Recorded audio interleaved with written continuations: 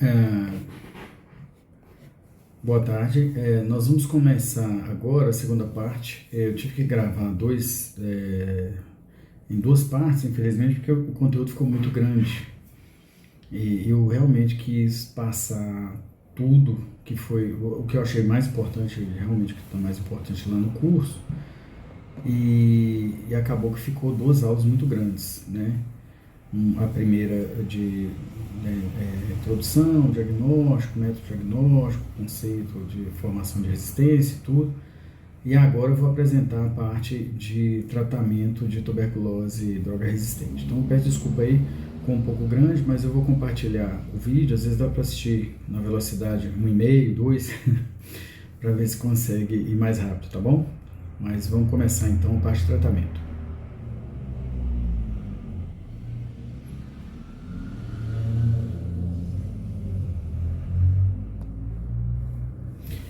Então vamos dando seguimento aqui, falando sobre o tratamento da tuberculose e droga resistente.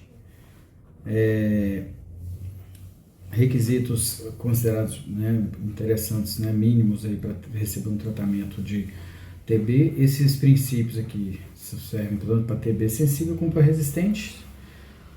O esquema tem que ter pelo menos 3 a 4 novos medicamentos, ou com eficiência provável, pelo menos 2 com boa atividade bactericida. Esses salvarão a vida do paciente, iriam curá-lo, né? Não seriam necessários após a negativação das culturas e do BK, e pelo menos 2 medicamentos com boa atividade esterilizante. Evitarão uma possível recaída e reduzirão o tempo de tratamento. Devem ser mantidos durante todo o tratamento. E essas medicações têm que ser dadas por tempo suficiente para curar sem recaídas. Medicamentos com maior atividade de esterilização, por exemplo, do esquema principal, dos esquemas primários, rifampicina, prisonamida, moxifloxacina já é do secundário, mas está aqui também, e podem encurtar o tempo de tratamento.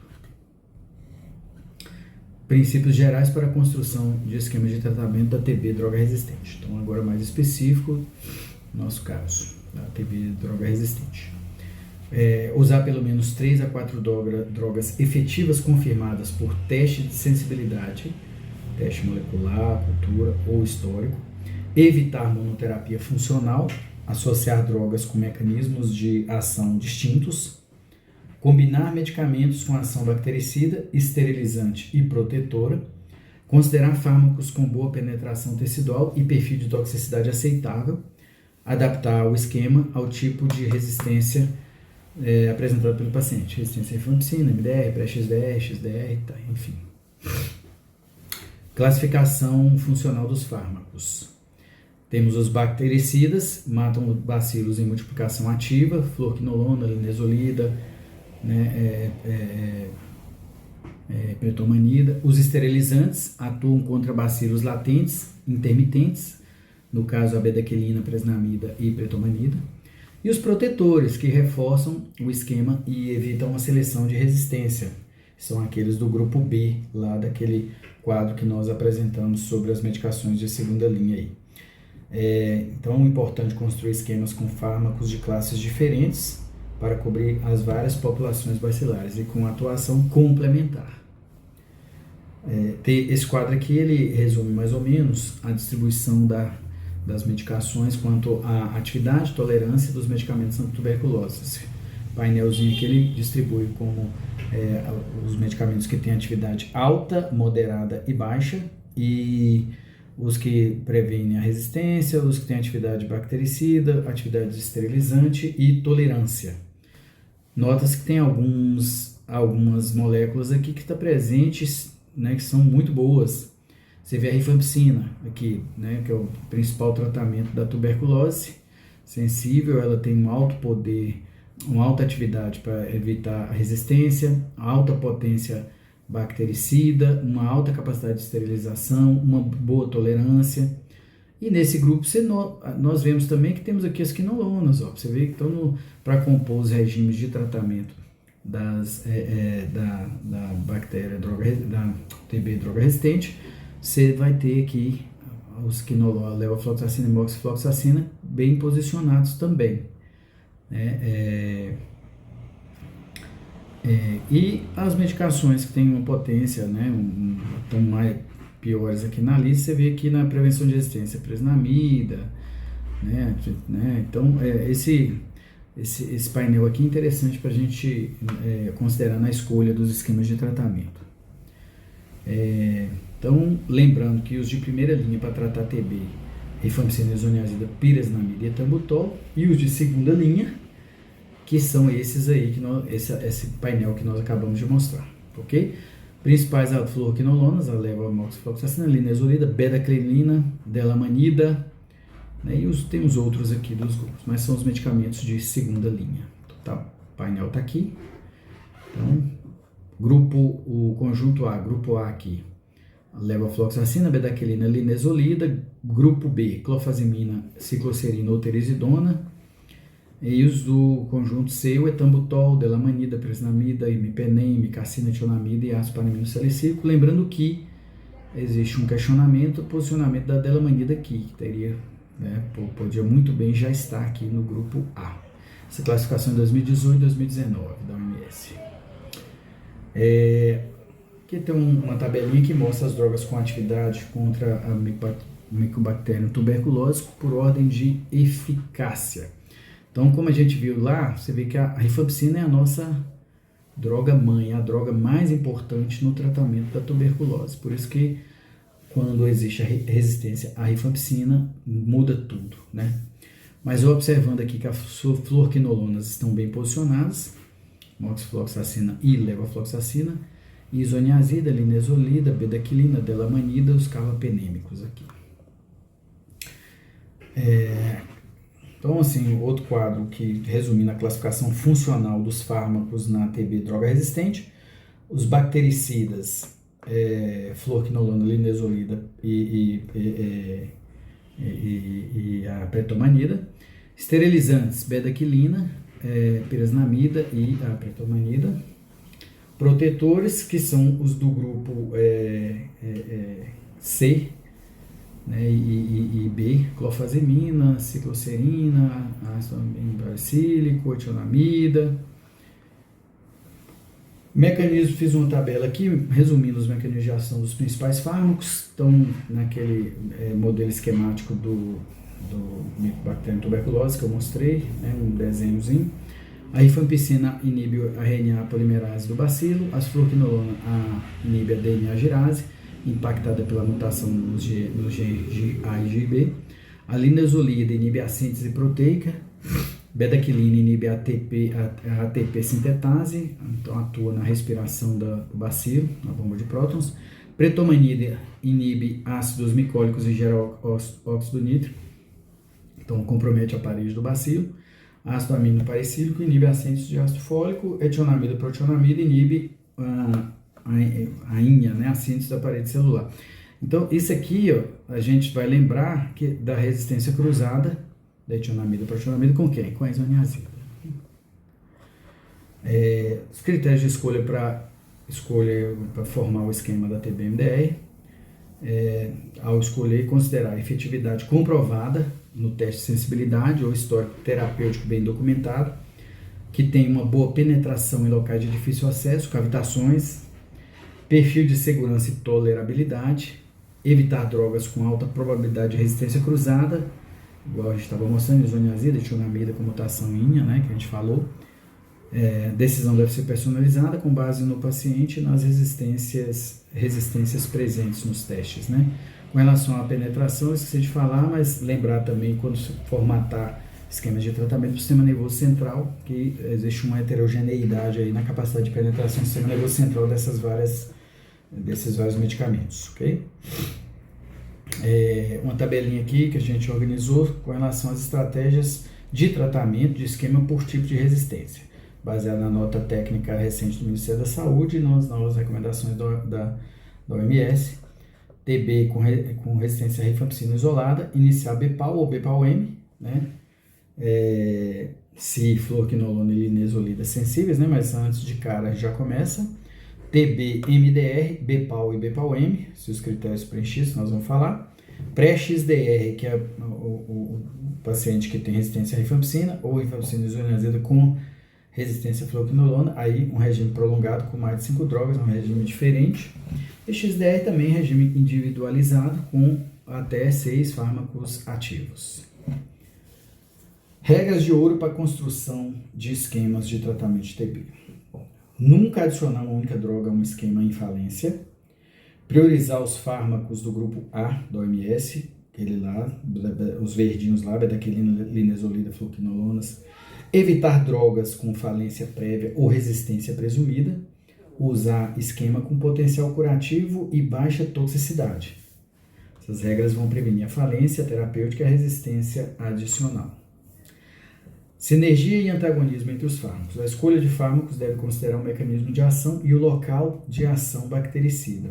Exemplo de sinergia: bedaquilina, linezolida e pretomanida. E antagonismo: evitar combinações entre bacterostáticos e bactericidas com o mesmo alvo. Então, o objetivo é sempre montar um esquema que atue em múltiplos sítios e fases do bacilo. Fármacos com boa penetração em lesões cavitárias: fluoquinolona, linezolida e bedaquilina. Fluoquinolona, até mostrei aquele estudo para vocês. Fármacos com penetração limitada: o etionamida, o ácido aminopericílico e os injetáveis. Justificativo para o uso da linezolida e fluoquinolona nos sistemas modernos é que eles atingem os bacilos mesmo em áreas de difícil acesso, como cavitações e tecido necrótico. Perfil de toxicidade: linezolida, atentar principalmente pela questão da anemia e neuropatia. Bedaquilina, atentar para a questão do intervalo QTC. Hepatotoxicidade, ácido aminopericílico, efeitos gastrointestinais, hepatotoxicidade. Etionamida, protionamida, psicose, hipotireoidismo. Clofazimina, também prolongamento do intervalo QTC, hiperpigmentação. Amikacina, ototoxicidade e nefrotoxicidade. Em relação à resistência cruzada e a escolha segura dos fármacos. Voltando aqui para atentar novamente pela resistência cruzada entre a isoniazida, etionamida e protionamida, a mutação do INHA, né? Com relação à rifampicina e à rifabutina, resistência cruzada via RPOB, lembrando que eu falei, a rifapentina, né, não tem resistência cruzada em 100%, você poderia ter em torno de 25% a 30% que são sensíveis mesmo sendo resistentes à rifampicina e rifabutina. Com relação às fluoquinolonas, levo e amoxifloxacina, o uso da mais potente se a mutação for de baixo nível, no caso, a amoxifloxacina, que nós mostramos naquele quadro lá atrás. Lembrar da importância de consultar o teste de sensibilidade, história prévia de uso de medicamento para evitar o uso de drogas com eficácia comprometida. Hierarquização da escolha terapêutica, com base nos grupos da OMS. Então, aquele quadro que eu mostrei, usar todos os medicamentos disponíveis do grupo A, aí não, né, depois adicionar os do grupo B, se necessário, e por fim os do grupo C, somente se opções superiores não forem possíveis. Então, prioridade na confecção do esquema, sempre os medicamentos do grupo A, né, daquela tabela das medicações de segunda linha. Ok? E evitar substituir um fármaco do grupo A por um de menor potência sem justificativa. Exemplos práticos de combinações potentes. Temos aqui as duas novas que o Ministério da Saúde e a OMS está introduzindo, que é o esquema BPAL e o BPAL-M. BPAL, bedaquilina, pretomanida e a linezolida. Bedaquilina, o BPAL-M, bedaquilina, pretomanida, linezolida e moxifloxacina, e os esquemas longos individualizados, né? Bedaquilina, linezolida, clofazimina, né? Cicloserina, delamanida, ácido aminopericílico, né? A combinação adequada reduz o tempo de tratamento, melhora a adesão e aumenta as taxas de cura. Falar um pouquinho sobre as reações adversas ao tratamento da TB droga resistente. Aí eu foquei mais nas relacionadas às medicações diretamente utilizadas no tratamento, né? Falar um pouquinho aqui de cada uma delas. Lembrando que a maioria das reações adversas aos medicamentos não são graves, pode ser tratada sem necessidade de interromper o uso da medicação. Lembrando que o manejo adequado da reação adversa é fundamental, tanto no tratamento da TB sensível como na TB droga resistente. 20 a 50% dos pacientes com TB droga resistente e tratamento com fármacos de segunda linha, usado até muito recentemente, tinha reação adversas aos medicamentos. Menos de 5%, por fim, foi necessário suspender o tratamento com um manejo apropriado. A importância da monitorização dos efeitos adversos, lembrando que os novos esquemas encurtados, o BPAL e o BPAL-M, são altamente eficazes, mas requerem monitorização rigorosa dos eventos adversos, principalmente com o uso prolongado de fármacos como a linezolida e a betaquilina. Lembrando, né, sobre as áreas de toxicidade mais importantes de acordo com cada medicação, no caso a linezolida, os efeitos hematológicos, a questão hepática, né, a pretomanida, a bedaquilina e o ácido paracílico, efeitos adversos cardíacos, bedaquilina, clofazimina e delamanida com relação ao prolongamento do intervalo QTC, e neurológicos, a neuropatia e a neurite ótica na linezolida e tionamida. Vigilância ativa com exames laboratoriais e avaliação clínica periódica é essencial para evitar falência por abandono e sequelas permanentes. Então, a classificação da severidade do evento adverso é classificada de grau 1 a grau 4. Grau 1 é evento adverso leve, evento adverso não interfere significativamente nas tarefas diárias normais do paciente. Grau 2, o evento adverso produz alguma deterioração no estado físico do paciente, interfere nas funções diárias do paciente, mas não chega a constituir um perigo para a saúde do paciente. Grau 3 é grave, o evento adverso resulta em comprometimento significativo à incapacidade do paciente. E o grau 4 é ameaça à vida, o evento adverso causa comprometimento extremo da função, exigindo hospitalização e, se não tratado, pode resultar na morte do paciente. Aqui, repetindo isso aí. E a classificação da gravidade e a conduta com relação ao manejo com a medicação. Grau 1, observação, sinais de alarme e sem necessariamente suspender a medicação. Grau 2, que é o evento ponderado, né? Não precisa suspender, mas tem que fazer o manejo da reação adversa com medicações sintomáticos. Grau 3, aí é um evento adverso grave, enseja a suspensão da medicação, né? E a gestão dos efeitos colaterais aí, e depois tentar repor a medicação. E o grau 4, suspensão imediata da medicação, geralmente não volta a tomar a medicação pelo evento grau 4 e às vezes precisa de manejo internado para corrigir os eventos adversos, ok? Aqui tem uma tabela também sobre a gravidade dos eventos adversos. Ele fala do QTC, hipoacusia, vômitos, diarreia, neuropatia periférica, e a gradação e a classificação de grau 1 até grau 4, lembrando que o QTC, né, maior do que 500, né, sem sintoma, maior que 500 com sintoma, é grave ou muito grave, né, só com relação ao prolongamento do QTC. As síndromes clínicas associadas ao evento adverso graves, que nós temos todas aqui listadas, foi falado na aula do Olavo. Um resumo aqui: a linezolida, principal evento adverso, supressão da medula óssea, anemia e neutropenia, neuropatia periférica e óptica, com uso maior do que 2 meses, bedaquilina, prolongamento do intervalo QTC, hepatotoxicidade, pretomanida, elevação de transaminases, desconforto gastrointestinal e cefaleia, clofazimina, hiperpigmentação cutânea, prolongamento também do intervalo QTC e náuseas, delamanida também pode prolongar o intervalo QTC, ácido amino paracílico, intolerância gastrointestinal e etionamida, protionamida, hepatotoxicidade, hipotireoidismo e distúrbios psiquiátricos. Protocolo de monitoramento para cada fármaco. Com relação à linezolida, recomendada um hemograma semanal no primeiro mês de tratamento, depois quinzenal, e se tudo ok, passa a ser mensal. Então, e avaliação neurológica a cada consulta, com aquelas perguntas mais específicas que eu citei na outra aula. Bedaquilina, delamanida, clofazimina, pede um ECG basal, após 2 semanas, e depois mensal. Acompanhar eletrólitos, potássio, magnésio e cálcio. O ácido amino paracílico, etionamida, protionamida e pretomanida, teste de função hepática mensais. Clofazimina, ácido amino paracílico, observar a tolerância gástrica.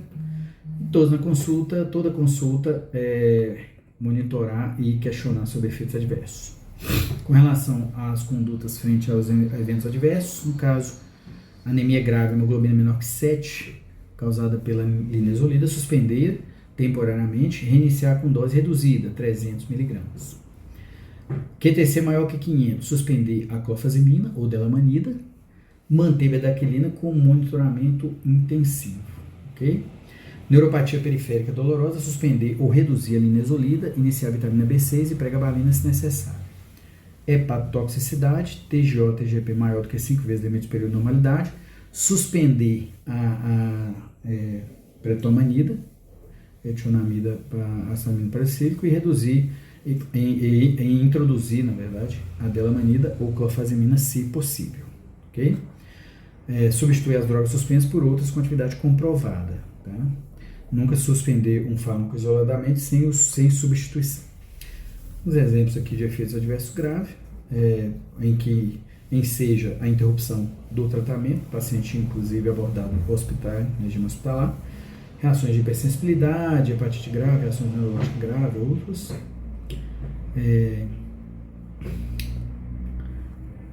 Reações de hipersensibilidade sistêmica, os principais são as medicações de primeira linha, rifampicina, isoniazida, tambutol, mas também streptomicina, fluoquinolona, linezolida e cicloserina.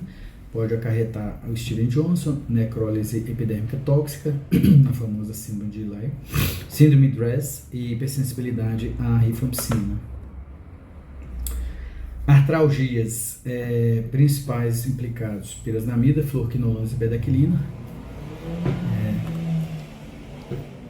Um manejo sugerido: anti-inflamatório, não esteroide, suspender a medicação se puder ser feito, sem comprometer o regime, mudar para outra atividade semelhante. Crises epiléticas, cicloserina, isoniazida e fluoquinolonas. Lembrando que esses medicamentos que causam mais efeitos do sistema nervoso central são os que têm melhor penetração no sistema nervoso central para composição de algum esquema aí alternativo, né? Mas por outro lado, são os que mais causam efeitos colaterais no sistema nervoso central. Então, crises epiléticas, cicloserina, isoniazida e fluoquinolona. Encaminhar, né, para avaliação especializada, suspender e avaliar. Tratamento anticonvulsionante, fenitoína, ácido valproico, aumentar a peridoxina para 300 mg dia, no caso da isoniazida, né? Suspender o medicamento se não comprometer o esquema ou trocá-lo por outra atividade semelhante. Desculpa. Em relação à neuropatia periférica, os implicados: linezolida, streptomicina, kanamicina, amicacina, cicloserina, tambodol, tionamida, protonamida, fluoquinolonas. Então são vários, né? Mas de mais importância nesse contexto nosso é a linezolida, né? Do esquema VEPAL. Formigamento nas mãos e nos pés, sensação de queimação nos pés, perda de sensibilidade. Manejo nesses casos. Para que alguns que respondem, né, aumentar a peridoxina para 200 a 300, lembrando que no caso da linezolida, isso não faz efeito, né, infelizmente. Exercício físico focado na região afetada, amitriptilina de 25 a 50 mg por dia, carbamazepina. Suspender definitivamente a medicação, se não comprometer o regime, e sempre que houver neurite ótica. Então, no caso é a linezolida ou itambutol, nesse caso suspensão da droga definitiva, trocá-la por outra com atividade semelhante. Aqui, neurotoxicidade do sistema nervoso central, no caso convulsões, né? Paciente, por exemplo, tem histórico de convulsão, não chega a contraindicar o tratamento, mas tem que ter uma monitorização mais fina, né? Teste aqui, só citando a questão da neurite ótica, ele fala da importância do teste de Shihara. Às vezes o paciente passa a apresentar visão de cores anormal, de forma repentina, visão turva, ambliopia, dor nos olhos, dor de cabeça. Então é interessante, né, aplicar o teste no retorno, né? Pode ser reversível, né, se você suspender imediatamente a neurite ótica, ela pode ser reversível, né? Com relação ao intervalo QTc, Os medicamentos mais comumente implicados, bedaquilina, delamanida, moxifloxacina, clofazimina e levofloxacina. Os mais importantes, delamanida, moxi e clofazimina, embora bedaquilina e levo também, né, podem levar esse aumento do intervalo QTC. O ponto de corte aqui você vai medir, tiver acima de 450, avaliação imediata, né? Acima de 500 é suspensão e a reavaliação, ok?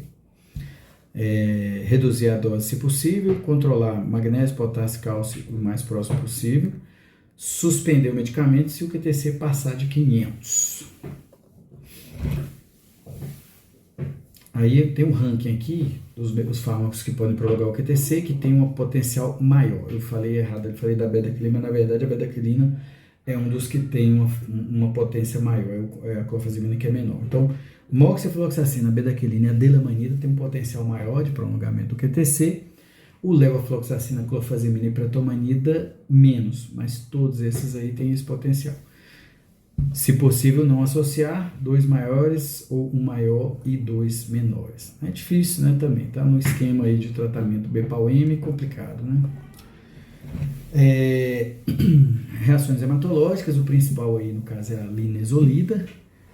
Se a hemoglobina é menor do que 8 a 9 ou diminuição importante do leucócito ou plaqueta, deve ter uma avaliação, um retorno mais rápido possível, né? Descontinuar imediatamente se ocorrer a plesia medular de grau 3. Está naquela tabela que eu mostrei lá da gravidade das reações adversas, né? Considerar a transfusão de sangue se houver anemia grave, considerar outras possíveis causas de distúrbios hematológicos além da linezolida e avaliar a redução da dose da linezolida de 600 para 300 mg por dia ou 600 mg 3 vezes na semana em vez de 600 mg por dia e observar a evolução, ok? Algumas considerações, situações clínicas especiais, paciente com hepatopatia crônica, evitar o ácido aminopericílico, pretomanida, etionamida, preferir clofazimina, linezolida e fluoroquinolonas. Cardiopatia ou QTC prolongado, monitorar o QTC com ECG regularmente, evitar associação de bedaquilina, delamanida e clofazimina. Neuropatia pré-existente, usar linezolida com cautela, se possível substituir por clofazimina ou delamanida. Insuficiência renal, ajustar doses de ácido aminopericílico, cicloserina ou amicacina e preferir fármacos não renais, como bedaquilina, linezolida e pretomanida.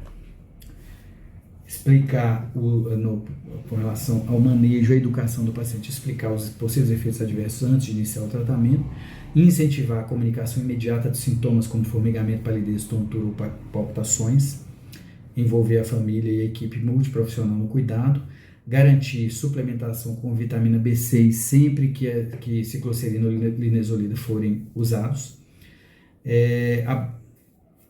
O fato de você orientar, explicar bastante para o paciente, você vai reduzir o abandono, melhorar a adesão e vai nos permitir ajustes precoces em casos de efeitos colaterais, né? Eu coloquei esse fluxograma aqui para mostrar com relação à possibilidade de selecionar MDR ou XDR em condições do Programa Nacional do Tratamento Normal da Tuberculose. Temos o esquema principal, que é o RHZE, 2 meses, 4 meses de RH. Paciente, vamos imaginar que o paciente tem uma resistência inicial à isoniazida. A gente não testa a isoniazida, a gente testa no primeiro momento, a gente testa só, hoje a gente tem disponível só o teste rápido molecular, o GeneXpert, para a rifampicina. Quando tivermos o XDR, nós poderemos fazer o de rifampicina e depois fazer o XDR para ver a questão da isoniazida. Mas atualmente nós não temos. Então, o fato é, muitas vezes a gente começa tratamento baseado num teste rápido molecular com sensibilidade à rifampicina e começa o tratamento. Segundo mês, o paciente está VAR positivo ainda. Segundo mês está negativo, beleza, segue tratamento e tal. Segundo mês está positivo. O que fazer? Prolongar a fase intensiva aumenta a chance de cura, ok? Mudar para a fase de manutenção, segundo mês está positivo, mudamos para a fase de manutenção. Aí aumenta muito o risco de desenvolvermos o que? O MDR porque, né, o paciente vai ficar em quê? Se tirou, vamos supor que ele tenha resistência à isoniazida, nós não sabemos, só sabemos que ele é sensível à rifampicina. Ele vai ficar em monoterapia durante 4 meses, monoterapia que a gente falou aqui. Então, alto risco de desenvolver a TB-MDR, né? Tem esse novo aqui, mais um fluxograma aqui, um exemplo aqui, ó. Uma proposta para avaliar a possível amplificação da resistência à rifampicina, né, no programa de tratamento de tuberculose. Então, tem um acesso maior aos testes moleculares para a gente poder trabalhar esses fluxogramas aqui de forma mais eficiente. Isso foi muito passado no curso lá, né? Foi discutido várias vezes sobre isso. Então, exemplo aqui, ó, caso novo, o paciente começa 2 meses de RHZE, né, com proposta de depois evoluir para 4 meses de RH. Segundo mês, BAR positivo. O que a gente faz? Genexpert para rifampicina. Beleza? Resistência não detectada. Continuar com RHZE até o teste convencional chegar. O paciente está positivo no segundo mês, lembre-se. Então, fez o teste rápido, não é resistente à rifampicina. O que é a proposta? Continuar RHZE até chegar o teste de sensibilidade convencional, ou um LPA, né? E enquanto isso, segue o RHZE. Por outro lado, fez o teste ali, segundo mês, mantendo BR positivo, Genexpert. Detectou resistência à rifampicina, segue para o tratamento padronizado com droga de segunda linha, que é o BPAL, que a gente vai falar. Outra situação aqui. Caso novo, o paciente começa o RHZE. Segundo mês, BR positivo, faz LPA, local que tem disponibilidade do LPA. Ou prova molecular rápida também a isoniazida e rifampicina. Resistência não detectada a... Esse aqui vocês estão vendo que aqui é um contexto melhor, né? Você tem disponível no segundo mês ali com BR positivo, você consegue fazer uma prova molecular rápida completa. Então, digamos que você tem um XDR aqui. Então, você testou resistência não detectada às duas, nem a rifampicina nem a isoniazida, mudar para a fase de manutenção, segue tratamento. Por outro lado, monoresistência à isoniazida, continue o RHZE até 6 a 9 meses, ok? E MDR confirmada, vai para tratamento com droga de segunda linha. Então, você vê que ter disponível os testes moleculares rápidos faz toda a diferença para um bom manejo, né, da condução do tratamento da TB.